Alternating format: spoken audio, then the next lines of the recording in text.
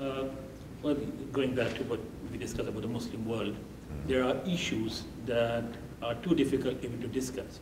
For instance, in negotiations with India, what they say in inverted commas, they don't even want the K word to be mentioned, which is Kashmir.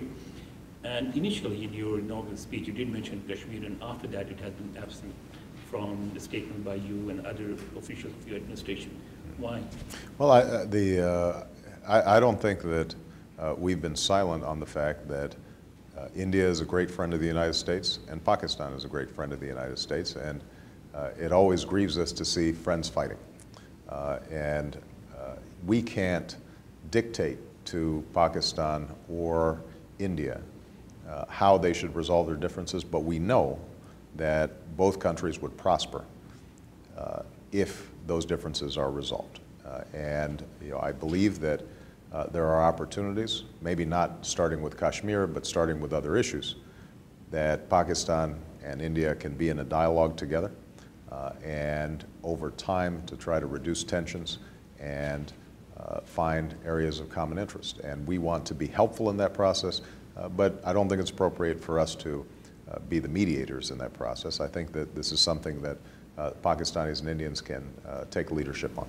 Recently you sent an envoy to India, and then the Secretary of State is going there. Are you sending them a message for resuming the dialogue with Pakistan? Well, what we have said is that we think that all of South Asia would benefit by reduced tensions between India and Pakistan. And the dialogue? Well, I think that dialogue is the best way to reduce tensions.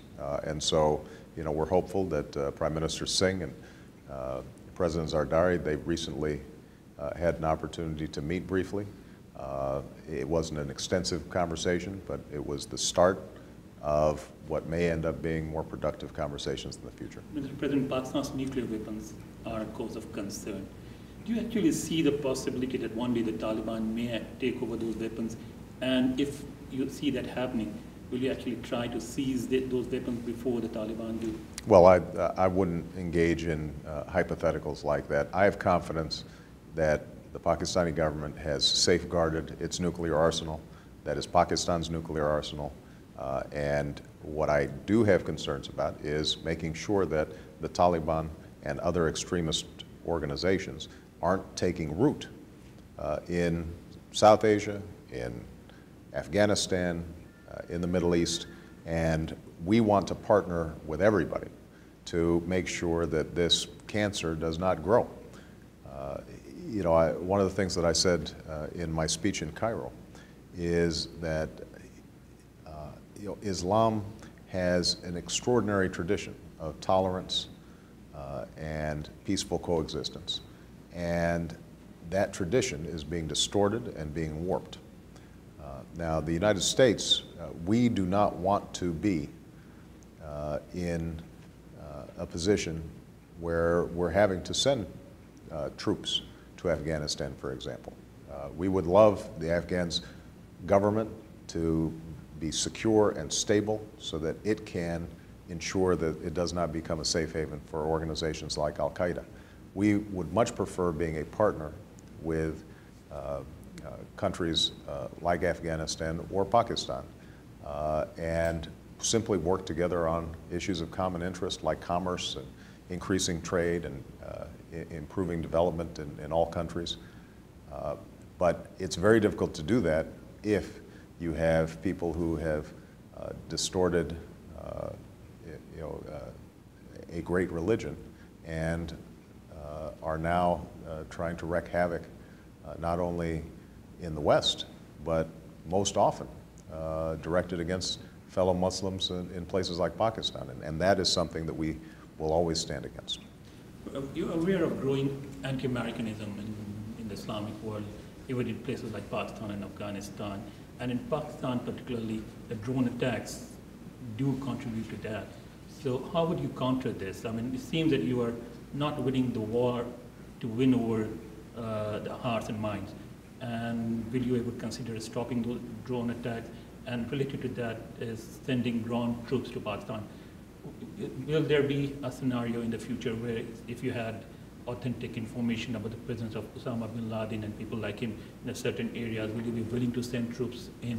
Well, again, we don't comment on specific operations. I will tell you that we have no intention of sending U.S. troops into Pakistan. Pakistan and its military are dealing with their security issues. The support that we've provided right now is focused primarily on the internally displaced persons that are resulting from some of these operations. And we have helped to mobilize international support to provide food and shelter, clothing for those who've been displaced. We want to be helpful in the context of the international community to make sure that those persons are able to get back into their homes in a secure way as soon as possible.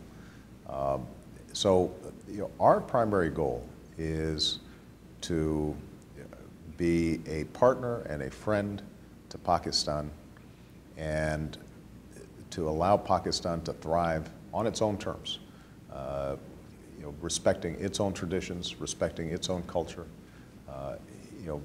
We simply want to make sure that our common enemies, which are extremists who would kill innocent civilians, that kind of activity is stopped. And we believe that it has to be stopped, whether it's in the United States or in Pakistan or anywhere in the world. Any plan to visit Pakistan in the near future? I would love to visit. As you know, I had Pakistani roommates in college who were very close friends of mine. I went to visit them when I was still in college and was in Karachi and went to Hyderabad.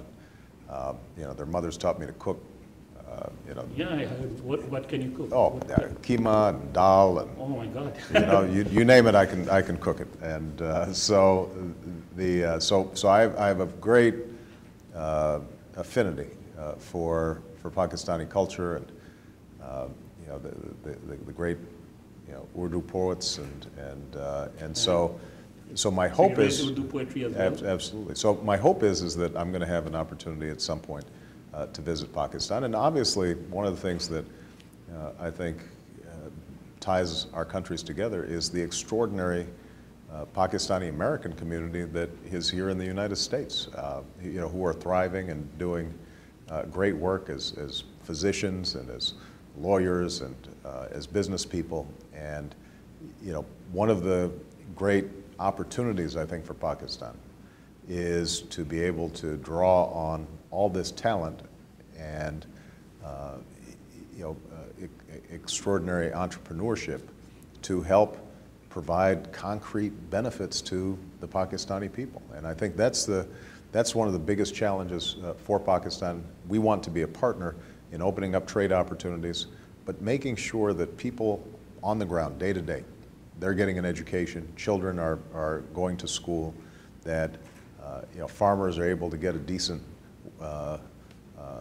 compensation for their products, that electricity and infrastructure is built, because I know the Pakistani people, and I know that if the tools are there available to them, then they will thrive and continue to be a great nation.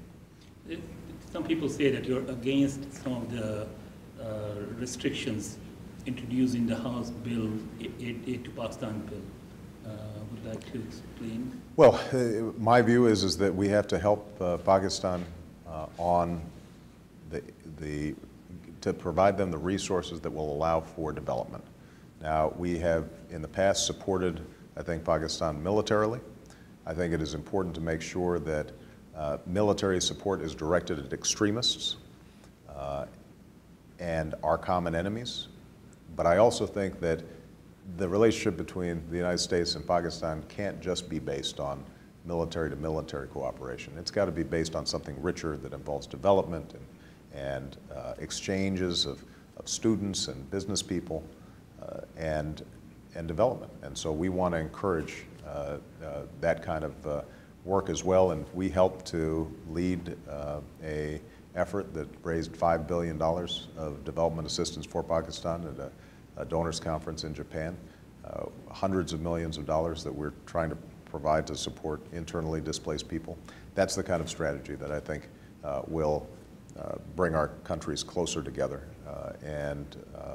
You know, having known the people of Pakistan, I am convinced that the future between our two countries can be very, very bright. Thank you very much, Mr. President. Thank you. You cannot escape cricket while living with Pakistanis. Did they leave the cricket buzz with you? You know, I have to say that I have tried to get up to bat a couple times, but I've been terrible. So I'm an admirer of great cricket players, but make no claims in terms of my own skills. But you tried to bat. Okay, thank you very much. Thank you. Thank you very much. Okay, it was an honor, Mr. President. Thank you. Thank you. I appreciate it. Thank you, sir. Thank you. Take care. Thank you.